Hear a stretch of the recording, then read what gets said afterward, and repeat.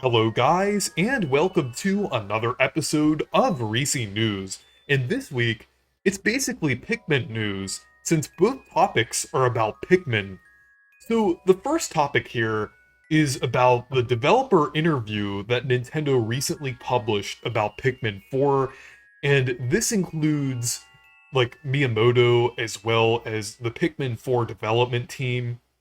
So, basically, in the first part of this interview that was released a couple days ago, they went over the history of the Pikmin series and how it came to be, and all of this information was completely new, which was pretty interesting to see. We even got some concept art and, little bits of information that, they didn't even reveal, in the past and past interviews. So everything here was completely new. So it's pretty interesting to see, all of this history for the development of the first Pikmin game, since it actually started development on the Nintendo 64, because they mentioned it was in between the transition between the SNES and the Nintendo 64, which is pretty interesting, and it kind of spawned out of the idea of having a lot of characters and utilizing a large number of characters on the screen.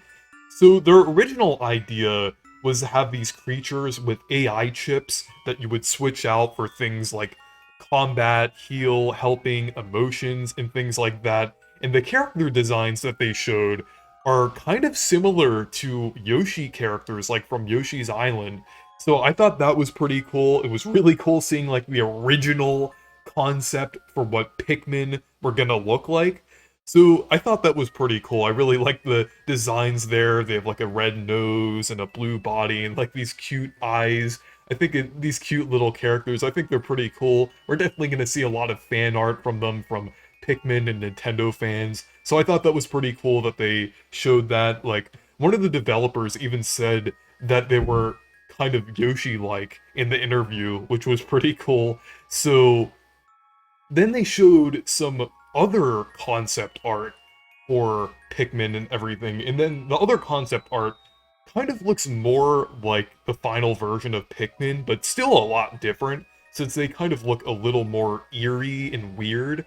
I know Pikmin kind of do look weird at first glance, but they kind of go for a more creepy or eerie vibe to them rather than like the cute vibe that they are in the final game and everything. And I think they're pretty cool. I really like their designs here and the design that they used in the concept art. They described it in the interview as kind of being similar to the Tim Burton films. So I think it's pretty cool to see that influence there. So yeah, and some of the concepts even translated into like future Pikmin games, like some of the flower designs for the early Pikmin were kind of eventually carried over into Pikmin Bloom with the different flower types you can get in that game for doing special missions or doing like flower missions and things. So I think that's pretty cool that that carried over to the final game. And there were also some other like interesting Pikmin designs like that were kind of used for different types. So I think that those concepts were really interesting. And they also mentioned about Super Mario on 128, which was one of the GameCube concepts that they showed off at Space World 2000. And in the past, like up until this interview, a lot of people thought, myself included, that this directly led to the development of Pikmin. But that's not entirely the case. While it is the case that it kind of, like, the mechanics of multiple characters kind of working on one screen, that engine kind of was partially carried over into Pikmin, and it was kind of that tech demo kind of helped to make Pikmin on the GameCube and everything, and it helped make Pikmin possible and everything. But Mario 128 didn't directly lead to Pikmin's development, which was pretty interesting to see. So it kind of debunks the one theory, or not necessarily a theory, kind of like one idea that a lot of fans had. I mean, it's not entirely wrong, because Mario 128 still technically helped Pikmin's development, but it didn't like directly lead to the development, since Pikmin was an idea since the Nintendo 64 days. So I thought that was pretty interesting to see overall. So the next topic here is with Pikmin 4 merchandise that is releasing on My Nintendo, since there's a few interesting things here. First off, a few days ago, they revealed the Pikmin Picnic sweepstakes, and unfortunately, it's like all the stuff that they showed here, like the blanket, the drawstring bag, the bag, or the other bag there, kind of like a tote bag thing. All of those are only available in the sweepstakes, so you have to win those. So it's kind of unfortunate that they aren't putting those on the Nintendo store. I think that would be cool if you could actually, like, buy those and everything, since, like, the stuff that you can actually buy separate from the My Nintendo rewards is pretty lackluster with Pikmin. There's only, like, a bag and a shirt and a notebook with, like, the P logo on it with the Pikmin. It's pretty lackluster compared to, like, a lot of the rewards in Japan, but thankfully we did get a few things very recently for Pikmin 4 that are actually pretty interesting.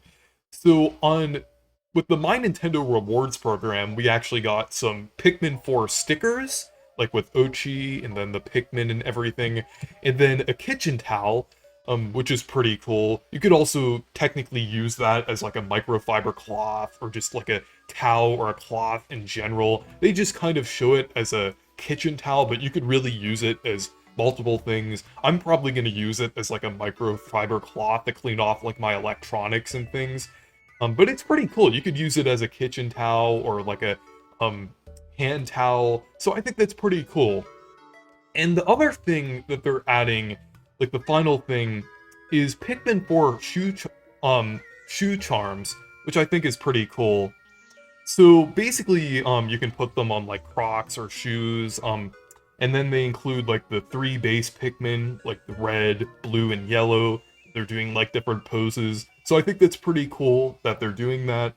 And yeah, I think it's pretty cool that we're actually getting some interesting Pikmin merchandise, since we didn't really have that much in terms of Pikmin merchandise on the Nintendo store and everything. So yeah, anyways, thank you guys for watching this video. Make sure to leave a like and subscribe for more, and make sure to check out my Discord server if you want to. Goodbye.